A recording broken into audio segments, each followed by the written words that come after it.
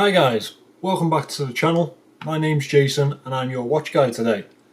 Now today I'm going to take my shot at fashion watches. Now if you don't know, a fashion watch is usually something made by a brand that specialises in a different type of area like clothing.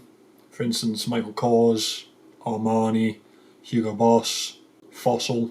Or they don't really have very much heritage and they're basically just an aesthetically pleasing watch, like Movement and Daniel Wellington. Now these watches are usually manufactured for a very low cost and then sold for a really big profit. A lot of the time you will just be paying for the label itself, and they're usually packed with really cheap quartz movements. Now there's a couple of reasons that I'm not a big fan of fashion watches. Now I have a personal distaste for fashion watches, and there's a reason for that. I've worked in a setting where I've bought and sold watches, and countless amounts of times I've had to explain to people who have bought very often an Armani, Hugo Boss, Michael Kors watch why it's worth nothing. Now a classic line from this is, "Well mate, I paid 3 ton for that." And I know that they have. In the second-hand market, they're worth absolute buttons in comparison. You'd often pick up the exact same watch, pre-owned in really good condition, for about a tenth of the price. And that's one of my bigger annoyances with them, because obviously I've had to explain this over and over again. Another is that I think they do an amazing job advertising these watches, which does have to be admired in certain ways. I think a lot of actual heritage brands can learn from that. But it's really annoying to have these watches rammed down your throat every 5 seconds, knowing that they're an absolute piece of garbage. Now, with that being said, I have in the past bought fashion watches, which is a big contradiction to what I've just spoke about. But I bought them at a time that I just got into collecting watches. I bought myself an Armani watch in a duty-free store and I thought it was brilliant. Really nice design, really minimalist type of look to it.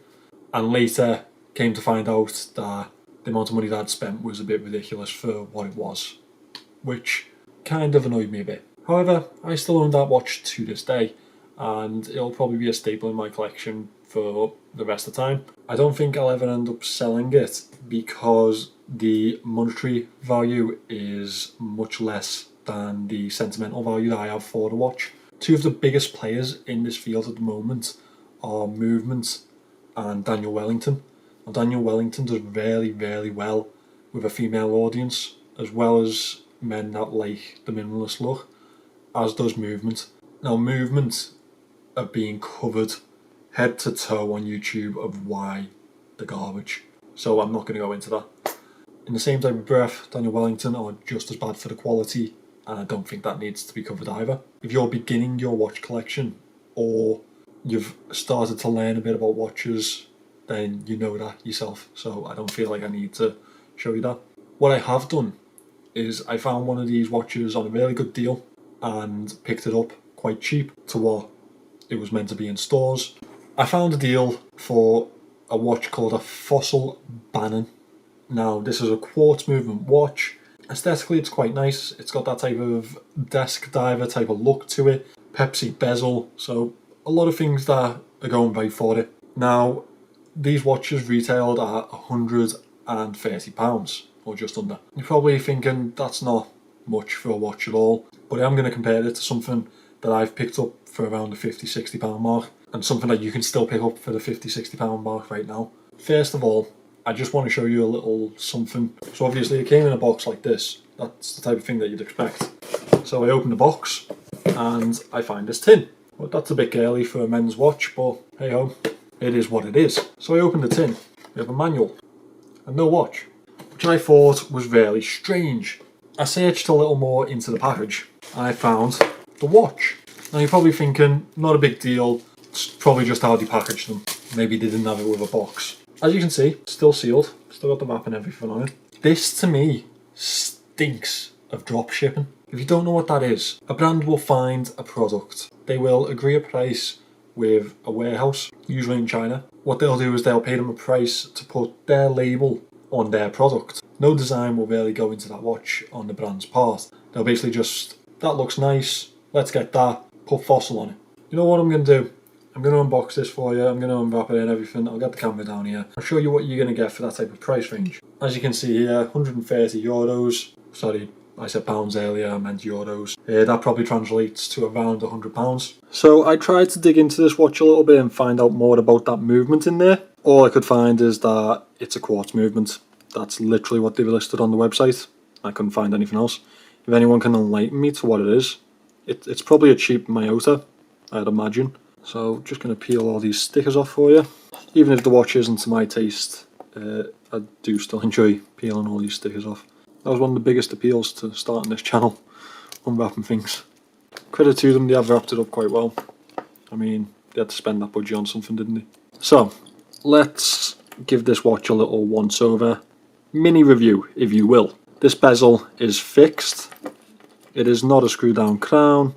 Simple type of function as you would expect. Now, aesthetically, I can't really knock it much because obviously it's got some looks to it. But in terms of functionality, I mean, one, the bezel doesn't move. The crown is just a simple push-pull, and the back is just the clip-in stainless steel. It's just the most generic looking thing that you can see. Obviously they have a model number in that here, all stainless steel. The first thing that I noticed while playing with this, like unwrapping it just then, is that bracelet. That is the tiniest freaking bracelet I have ever felt. I'm going to tell you what that's on par with. That bracelet is a tiny step up from the Pagani, and we all remember how I felt about the Pagani. Now obviously this is pressed metal instead of pins, but yeah, it's cheap. You can tell it's cheap. Further on into the bracelet, it's just a simple press clasp. I mean, again, screams of cheap. No micro adjusts in there, so you're going to have to hope to God that once you take a few links out, it fits you perfectly.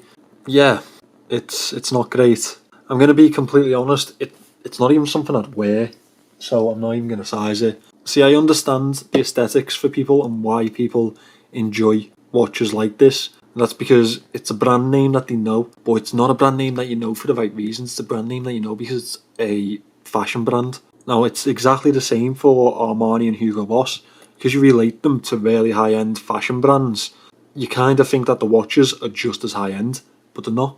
They're not at all. They're just doing the exact same thing. They're taking their logo and slapping on something that is substandard in many ways.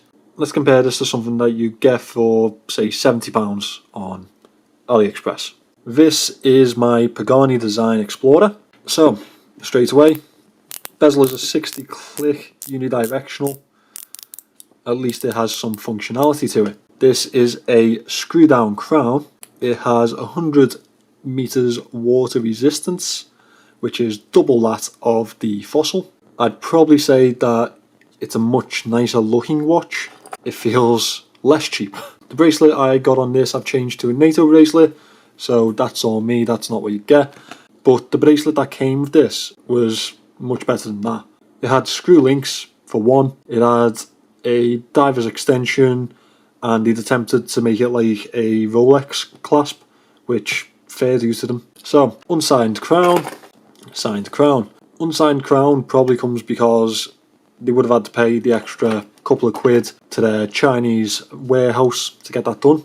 Why spend an extra few quid when you're making 100? As we move to the back of the Pagani, you can't really see it because I've got that NATO strap on there, but it is a display case back, and the biggest upscale for this watch and the biggest win for this watch is that it's an automatic NH35 movement, which, as you all know, I praise very highly. That's a massive upgrade to this cheap quartz movement. Another thing is that we have a sapphire coated crystal here. This is mineral, so it's going to scratch a lot easier. It's going to wear a lot easier. I just think it's silly to go and buy something like this when you could have this. And I think people probably don't look into it as much as they really should. I think people just see the name and they jump at it. Now, Pagani have loads and loads of watches of this caliber for this type of price range. I've left a link in the description for this watch. That is an affiliate link. Doesn't affect you, but they pay me a little bit of money if you use it. I'd be grateful if you did. You pay exactly the same price and you'll end up with a pretty quality watch. This is something that I've actually kept in my collection and I've been very happy to wear. I wear it to the golf course all the time, and I do that because it's a premium looking watch and it's a nice wear. I am, however, not going to leave you a link for the Fossil, and that is because I hope to God you don't buy it. I mean, I don't see the justification to it at all. So that is my miniature review and comparison of the Fossil Bannon. I am going to sell this as soon as I get the chance. I'm going to whack it on eBay. It's just not something that I want in my collection. Maybe when I started to appreciate watches, I didn't know as much, and therefore something like that would have been okay for me. I wouldn't have minded it. But as time goes on, you start to appreciate things more and you start to understand things more. And the thing is now, that just doesn't do it for me, especially at that type of price range. I believe you can jump on to AliExpress, DHgate, Wish.com, any of the above, and pick something like that up for about a tenner, easily. I mean, we've seen the Fengine. That's what the Chinese can do for a £10 price tag. You can easily pick something like that up for around the same type of mark.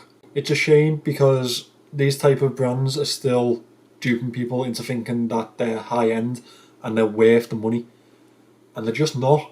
Please, please, please look into your purchase before you make it. If you're just the type of guy that wants a label, then you just want a label, and I get that, different worlds. But if you're really looking into wanting to collect watches, you want something that is horologically sound, please look into it more. Or even if you just want something that is worth the money, pick something like this up. Again, I'll leave the link in the description. This is probably the best buy that I've had this year. I'm made up with it. It's brilliant for the price. So guys, that is my rant on fashion watches. Please let me know what you think of them. Maybe you've been in the exact same position as me and you've evolved over time as you started collecting watches. Maybe you've just started and I've saved you some money there. Or maybe I'm completely wrong and you think the label's worth that markup. Who knows? If you got to this point, please do subscribe to the channel. I've got lots more content in the pipework and I've got lots more like this for you to watch right now. I looked into my analytics recently and about 13% of you are subscribed. So please hit that button if you've enjoyed this video and I'll see you in the next one.